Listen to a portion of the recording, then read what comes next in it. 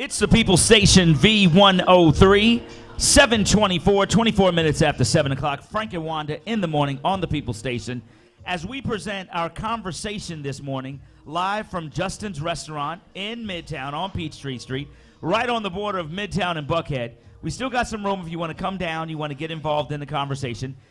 We're calling this the conversation because our special guest here is author, actor, philanthropist, just all around true American gentleman, Mr. Hill Harper.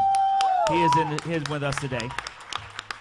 The name of his new book is called The Conversation: How Black Men and Women Can Build Loving, Trusting Relationships. And I want to just tell you for a second, and I got everybody, please listen to this real quick. Hill Harper also is on television, and he tapes during the week.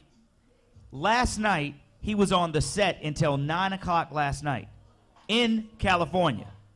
Left the set, went straight to the airport, got on the red eye, flew to Atlanta, got off the plane about 30 minutes, 40 minutes ago, and was transported straight to Justin's.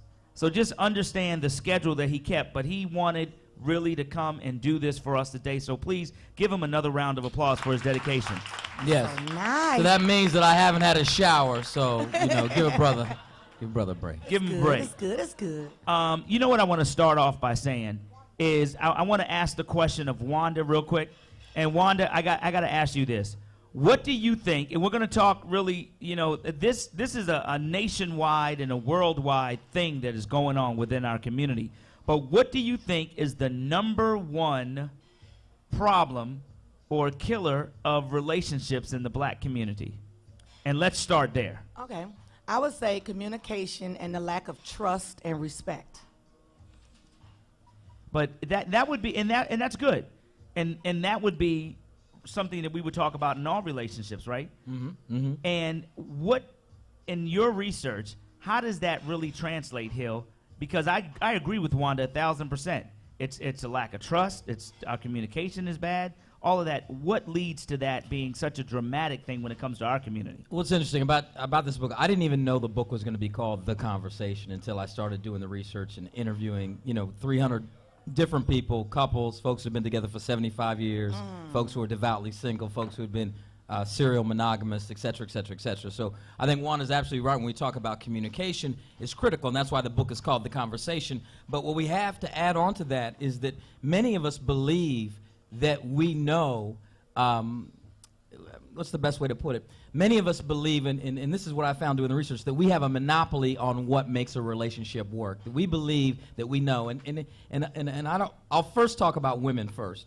What I found in doing the research is that a number of women, since they talk about relationships amongst themselves, have an idea that they believe exactly, I know how a relationship should be and how it should work, and they actually even they believe they understand how men think. And what you start to realize, and I'm sure the doctor can back me up on this, is that when you dig a little deeper, women and men have no idea how each other think and what we want in so many ways, but fundamentally we want the exact same things. We just have different ideas about how we plan to get there. Dr. Tartt, what do you think about that? That's absolutely right. I mean, a lot of women are talking about their biological clocks ticking and having the fear that they'll never, ever be able to find a man. But men have the same fear. We don't want to be 40-something years old in the club and not be able to build a legacy and not to have someone to upgrade us and hold us down. So men just do a better job of playing it off that we're lonely. We're just as lonely as women are. It doesn't matter if we're having sex. That sex is empty if it's not with someone that you really cherish and love and have a shared experience with. So is that something I think it's something women are born with. Like, we do think we know what we want, and we do think we know, the way men think. We do think that we know how the relationship is supposed to go. And I think that's a part of us being nurturers. I think that's something we're born with. Can I say this? Can I say this real quick? I want to give y'all a real close example, and I called Nina last night. I said, I can't wait to say this. So yesterday on the show, we had this scruples problem with this woman. I'm just going to just in 2 seconds, okay? The woman met a guy who lives out of town. The guy out of town is rich. He tells the woman, here's my credit card number, book your ticket to come and see me. So the woman's question was, would I be wrong, because he's rich, would I be wrong to book a first-class ticket or a coach ticket, right? You know what I'm saying? Like, he got the money, so go ahead and book first class. Let me just tell you what is so funny about that question and what they just said right here. Now, marinate on this for a second, okay? Every man, every single man said that would be wrong. Every single man said that would be wrong. 75% of the women were telling each other why it was okay. Now, what I don't understand is when ladies, when you hear every man tell you it's wrong, but y'all still, you get what I'm getting at? Okay, so can you explain to us why is it wrong? First of all, because y'all don't listen. Okay, so right, and honestly, I think when I was talking with some of the young ladies yesterday, the first thing came up in our mind was, okay, he first of all trusted me enough to give me his credit card. He's a rich guy. Evidently, he liked me because I have it going on.